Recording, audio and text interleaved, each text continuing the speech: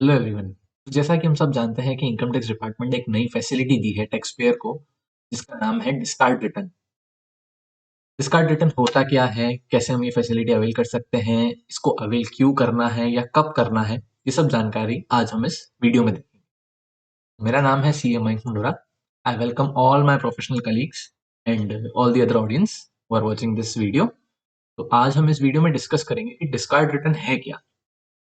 तो जैसा कि हमने कुछ केसेस देखे कि मान लीजिए आपने अपना आईटीआर फाइल कर दिया, लेकिन उसमें कोई एरर आपने कोई एरर रख दिया। एरर मतलब आपने इनकम अच्छे से रिपोर्ट नहीं करी, या कोई ऐसा कोई क्लेम जो आपने अननेसेसरीली क्लेम कर लिया, कोई डिडक्शन या एनीथिंग। तो वो हटाने के लिए अभी तक हमारे पास एक ऑप्शन होता है, वो होता है रिवाइज रिटर्न। कि अगर आपने कोई इनकम गलत दिखा दी है या आपने कोई डिडक्शन गलत क्लेम कर लिया है, तो आप उस रिटर्न को रिवाइज कर सकते हैं।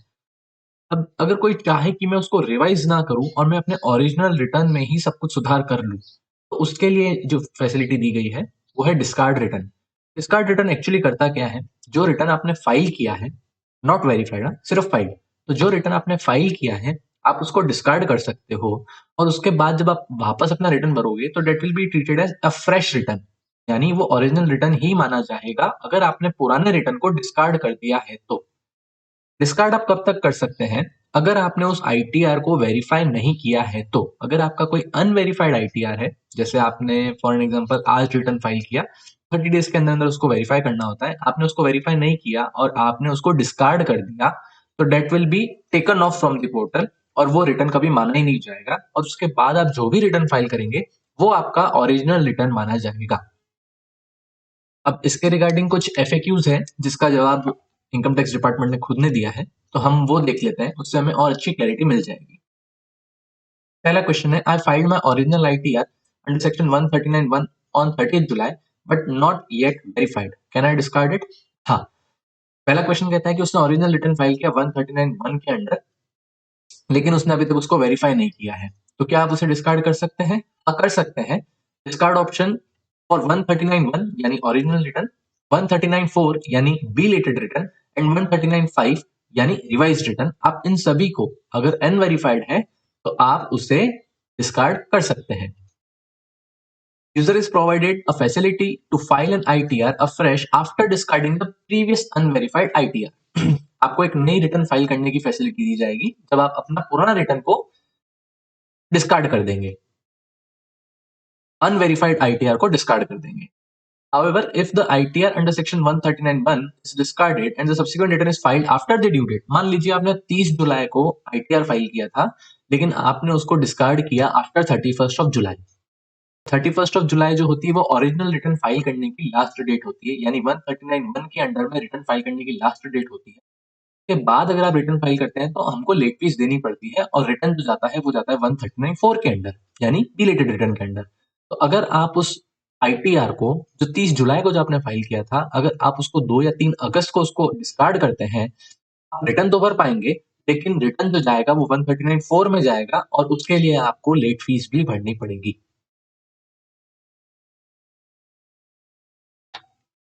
अगला कहता है, I discard my ITR by mistake, is it possible to reverse it? Response में इनकम टैक्स डिपार्टमेंट कहता है, नो। आप आईटीआर को डिस्कार्ड करने की फैसिलिटी बहुत ध्यान से लीजिए, क्योंकि एक बार अगर आपने उस आईटीआर को डिस्कार्ड कर दिया तो आप उसको वापस रिवर्स नहीं कर पाएंगे। डिस्कार्ड ऑप्शन हमको कहाँ मिलेगा? जब आप लॉग इन करेंगे, ई फाइल में जाएंगे, इनकम टैक्स रिटर्न में जाएंगे और ई वेरीफाई आईटीआर के अंडर एक नया ऑप्शन डाल दिया गया है जिसका ऑप्शन होगा डिस्कार्ड। फोर्थ क्वेश्चन कहता है, is it mandatory to file ITR if I discarded my previous unverified ITR? अब मान लीजिए आपने आईटीआर फाइल किया और आपने उसको डिस्कार्ड कर दिया, ये मानते हुए कि कुछ इंफॉर्मेशन गलत चली गई, और उसके बाद आप रिटर्न फाइल नहीं करते हैं। इनकम टैक्स डिपार्टमेंट ये मानता है कि आपने जब पहले रिटर्न फाइल किया था, इसका मतलब आप रिटर्न फाइल करने के लिए बाध्य तो हैं, means you are liable to file the return. लेकिन अब आप डिस्कार्ड करने के बाद अगर आप नया रिटर्न फाइल नहीं करेंगे, इनकम टैक्स ये मानता है कि आप रिटर्न के लिए लायबल हैं, तो अकॉर्डिंगली ये चाहेगा कि आप रिटर्न भर दीजिए, अन्यथा जो भी उनकी प्रोसीडिंग्स होगी वो उसको कैरी फॉरवर्ड कर सकते हैं। फिफ्थ क्वेश्चन ये कहता है, I sent my ITR to CPC. मान लीजिए आपने फिजिकली साइन करके आपने उसको बाय कुरियर और बाय स्पीड पोस्ट आपने उसको सीपीसी बेंगलुरु सेंड किया है। मीनवाइल आपको लगता है कि मेरी कोई इन्फॉर्मेशन गलत हो चुकी है, तो अब मैं डिस्कार्ड कर देता हूँ। तो इनकम टैक्स डिपार्टमेंट इसमें ये कहता है, अगर आपने फिजिकली डिस्पैच कर दिया है अपनी एक्नॉलेजमेंट को, आप उसे डिस्कार्ड ना करें।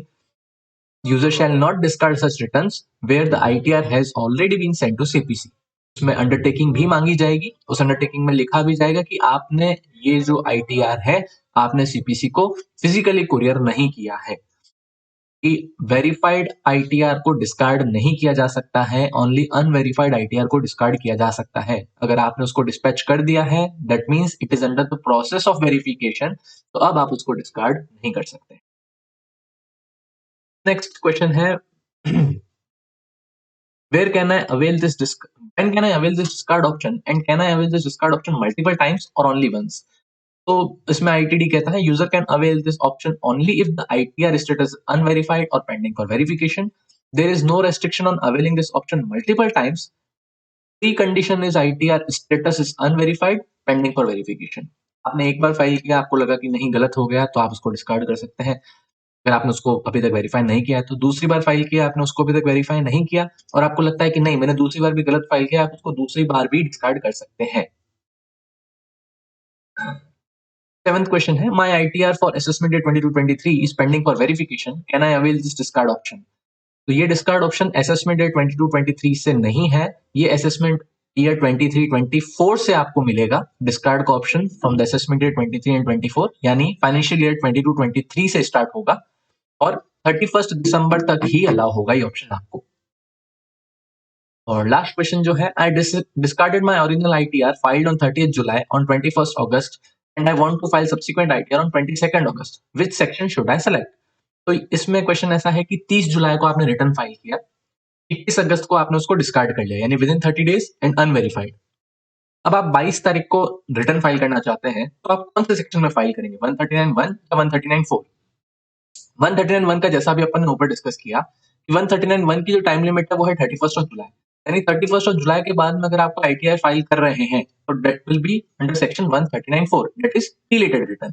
तो आपको 139(4) के अंडर में ही रिटर्न भरना पड़ेगा, लेट फीस भी देनी पड़ेगी। और अगर फ्यूचर में अगर कभी आप उसको रिवाइज करना चाहेंगे, तो आपका जो 139(4) का जो रिटर्न भरा है आपने, that is deleted return, that will be treated as original return और उसी के एक्नॉलेजमेंट नंबर और उसी की ओरिजिनल फाइलिंग डेट के थ्रू आप उसको फ्यूचर में भी रिवाइज कर पाएंगे इफ यू वांट।